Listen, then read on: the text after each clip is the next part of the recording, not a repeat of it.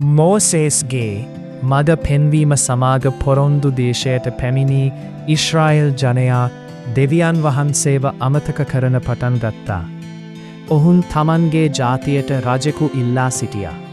මිනිස්සු රජෙකු ඉල්ලපු නිසා ඔවුන්ට රජෙකු හිමිවිය. මිනිස්සු දෙවියන් වහන්සේගෙන් ඈත් වුණා.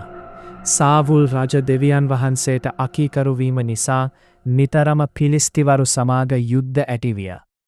ඉස්රායෙල් දේශයේ සාමාන්‍ය ගෝපාල දරුවෙකු ලෙස දාවිත් ජීවත් වුණා.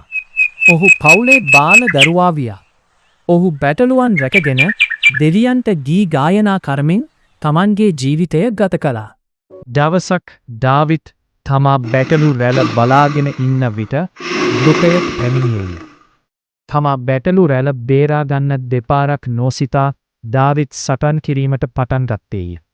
වෘකයාව මරා දැමූ දාවිත් දෙවියන් වහන්සේට ස්තුති කළා. දෙවියන් වහන්සේ ඉදිරියෙහි දාවිත් ප්‍රසන්න විය. ඊශ්‍රායෙල් රජු ලෙස දාවිත්ව ආලේප කරන්න සාමුවෙල් පුජකයාව යවනු ලැබියා.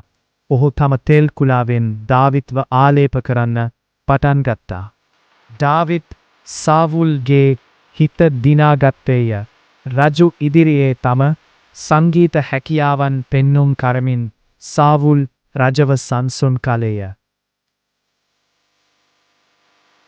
ඊශ්‍රායෙල් සේනාවට පරාජය කළ නොහැකි පිලිස්තිවරුන්ගේ යෝධයෙක් සිටියා. ඔහු සමඟ සටන් කිරීමට කවුරුත් නැති අවස්ථාවක දාවිත් ඔහු සමඟ සටන් කිරීමට ලෑස්ති විය. දාවිත්ව දැකපු ගොලියත් දාවිත්ට අපහාස කළය.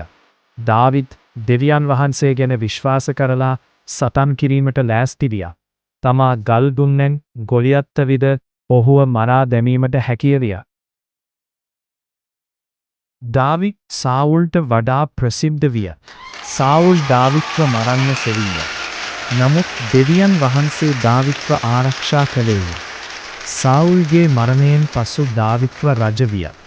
සෙනග දාවිත්ව ආදරය කළේය. දාවිත් කෙතරම් දෙවියන් වහන්සේට කීකරු වුවත් දාවිත් පාපයට වැටීමට පටන් ගත්තා. උරියාගේ බිරිඳ වන බැත්ෂෙබා සමග සේවනයා කරන විය. උරියාව මරා දමා ඔහුගේ බිරිඳව තමන් සාතු කරගත්තේය. දෙවියන් වහන්සේ ඉදිරියේ මෙය පිළිකුල් විය. දාවිත්ට දඩුවම් කිරීමට නතාන් දිවස්වරයා යවන ලදී. දාවිත්ට තමා වරද පහදා දීමට නතාන්ට හැකි විය.